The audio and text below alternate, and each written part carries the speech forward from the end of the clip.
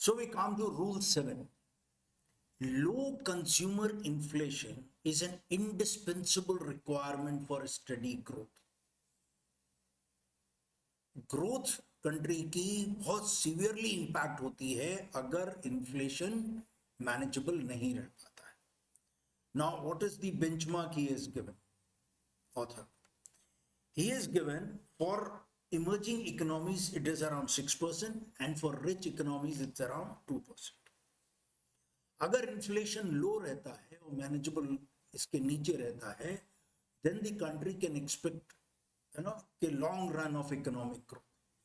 और अगर इन्फ्लेशन इससे ज्यादा होता है तो नेचुरल सी बात है कि कंजम्पशन कम हो, इकोनॉमी स्लो डाउन आएगा, right? And therefore, and he says inflation is like a cancer which eats or kills the growth in the long run.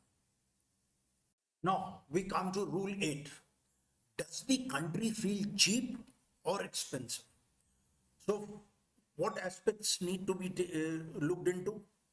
First, it's about value of currency. If the currency is overpriced, both locals and foreigners shall move the money out of the country, and that will impact the growth. Now the point is, how will it impact the growth? The value of currency influences exports, impacts the import bill, investments, and also paying off loans and debts. That is, if the currency is weak, we might be paying more for imports, and if it is artificially kept high, the exports will go down and investments will also decline. And if it is devalued, the exports might be more, but the import bill will enhance as dollars are still the preferred currency. So you cannot devalue or your currency and achieve prosperity. So from this arises, is money flowing out or flowing in? How do we come to know about this, or where can we see this? This can be examined through balance of payments tracked by International Monetary Fund, which records all legal flow of money into and out of the country. And in this, the current account is a critical category in which comes the trade balance. Kya hai? That is money earned from exports and money spent on imports. So current account will reveal whether a country is consuming more than it produces or exports, and whether it borrows from abroad to finance its consumption. So the research author says shows that if the current account deficit, that is expenditure on imports, is more, and it runs persistently लगातार higher than the normal, then there is likely to be a slowdown over next 5 years. And he has laid down the percentage of this deficit which can lead to mild, sharp and significant slowdown. So finally he says, even though the global trade and flow of money has shrunk after the crisis of 2008, politicians are still quick to blame for financial crisis on foreigners.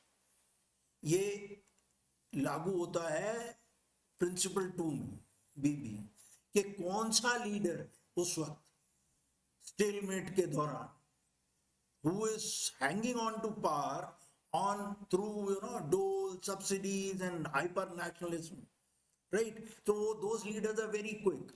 अगर credit लेना है, अच्छा हो रहा है तो मैंने किया है, और अगर कोई भी चीज खराब हुई है तो वो फॉरेन पावर्स के कारण हो रही है. Identify, and that's what I said कि इस बुक को पढ़ने के बाद ये जो दिमाग के चक्षु खुलते हैं और समझ में आता है कि क्या चल रहा है. Rule 9, is the debt growing faster और स्लोअर देन द इकोनॉमी? ये तो हम लोगों ने कई बार पढ़ा होगा कि हमारा इंडिया का डेट जो है बढ़ता जा रहा है. इसके जो आंसर है इस क्वेश्चन के, वो क्लियर सिग्नल देंगे कि ट्रबल आ रही है या नहीं. और इसमें क्या देखने वाली बातें? One, the pace at which debt is increasing, both size and the pace are important. Now, the author says private sector leads the in borrowings and state follows because often an innovation or a situation is so hyped up ख्याल रखना, ऐसी hype up करा दी जाती है situation कि वो लोगों को और स्टेट को परसुएट करती है या विश्वास दिला देती है कि economy is now entering a period of rapid growth and their income prospects are bright and they can handle the debt. Okay इस तरह की हाइप्ड अप सिचुएशन क्रिएट हो जाती है और so borrowings also increase. Now borrowings initially may lead to growth, but remember this principle of impermanence. Straight line method of forecasting is dangerous. मतलब आप you cannot forecast for next 5 years 10 years. यही हुआ कि हम this is the century of India, this is the century of so and so we started thinking, right? And so as a result the debt keeps mounting. He emphasizes on what happened after 2008 crisis. The economies borrowed to fight the slowdown, क्योंकि उस वक्त बहुत बढ़िया चल रही थी 2008 से पहले, और जैसे ही slowdown आया, to fight the slowdown, the nations borrowed, and वो borrowing से they could not show that kind of growth, and so the global debt increased. So therefore, this has to be seen, and very important, is the debt growing faster or slower than the economy? Rule 10, very, very important. Watch the hype. Hype को ध्यान से देखिए. Do not get swayed by, analysts or experts आते हैं और वो portray करते हैं global opinion, how is this country going to do in next 20 years, और ये इसकी सेंचुरी होगी या उसकी. Remember the principles 1 and 2. 1 is impermanence, second is forecasting beyond 5 to 10 years is futile. बहुत सारे एस्पेक्ट्स हैं जो कि कहाँ से कहाँ ले जाते हैं, और ऑथर इन एग्जाम्पल्स कुछ देशों के एग्जाम्पल्स को हाईलाइट भी करता है. For instance he says prior to 90s, Japanese were selling huge range of products in US market, and Times magazine predicted Japan, the second largest economy, could take over US by 2000. Could it? No, it is stagnated. Second, South Korea was called hopeless bottomless pit, a rat hole for investments. Look where it has reached. Third case, Taiwan was dismissed as a basket case. यहाँ आप डाल ही सकते हो बस और कुछ होगा नहीं. Look where Taiwan is. Opinion makers celebrated the prospects of Philippines as the emerging powerhouse. Where is it now?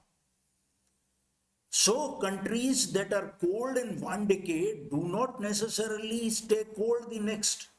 The competitive landscape keeps changing completely from hot to cold and vice versa.